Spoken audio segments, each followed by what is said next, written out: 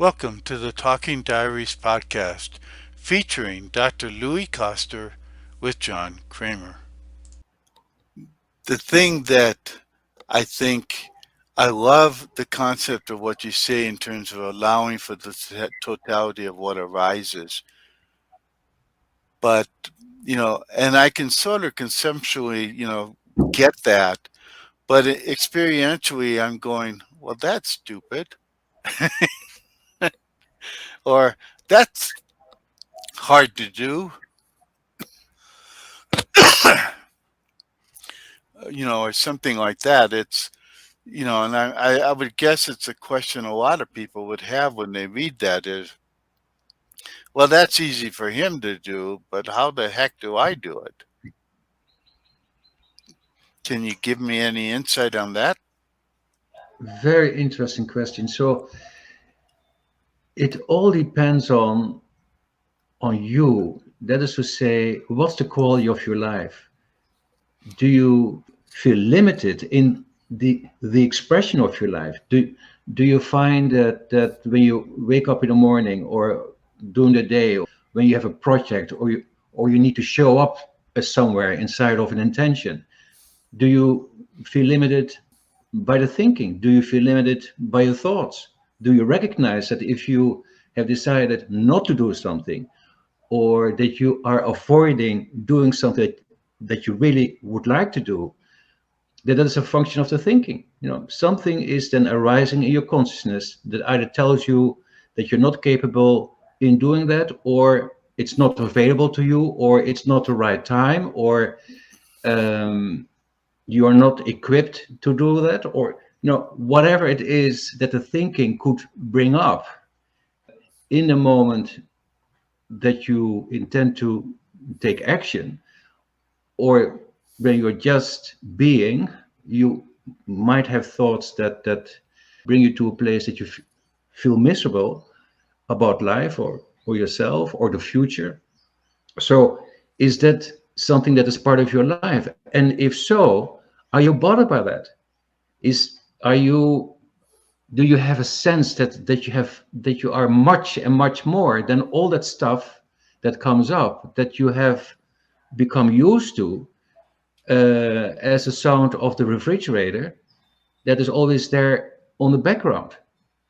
And this is the key. It is The key is to realize that it's not your true reality what the thinking brings about. And I would say that there is an enormous freedom and sense of the possible available to, when you are aware that that is not your true reality, then you are in a place where you can make choices, and you are then gaining perspective that is much and much bigger than than the personal. That is to say, than how the thinking defines your reality.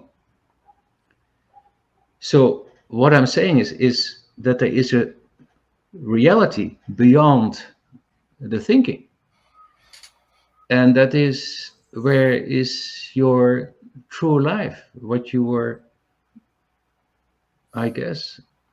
That's the promise of your life. That is the gift of your life. And are you taking that to its full potential?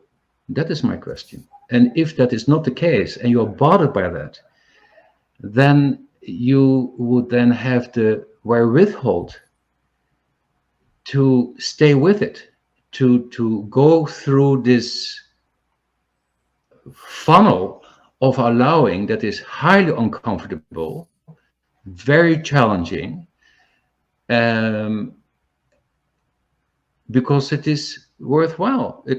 You got something at stake, which is called you. So I'm not talking about comfort here. I'm not interested in comfort. Comfort has got nothing to do with it. It's So, what so you have to make yourself uncomfortable? it's not so much that you make yourself uncomfortable. When you break a habit, like this habit that we all have of always intervening with the thinking so that there is a level of comfort, or that you believe that then you can function in life, when you kind of control what comes up in your consciousness. So if you start to do something else, which is, and that is what I'm suggesting, that you do not do anything with it, that you, and by lack of a better word, then I would say that you allow for it. But basically, allowing is that you stop the practice that you have of constantly intervening with what is arising. So now, then what? Then you are brought to a place that you are in the presence of your own thinking, and that is not necessarily comfortable.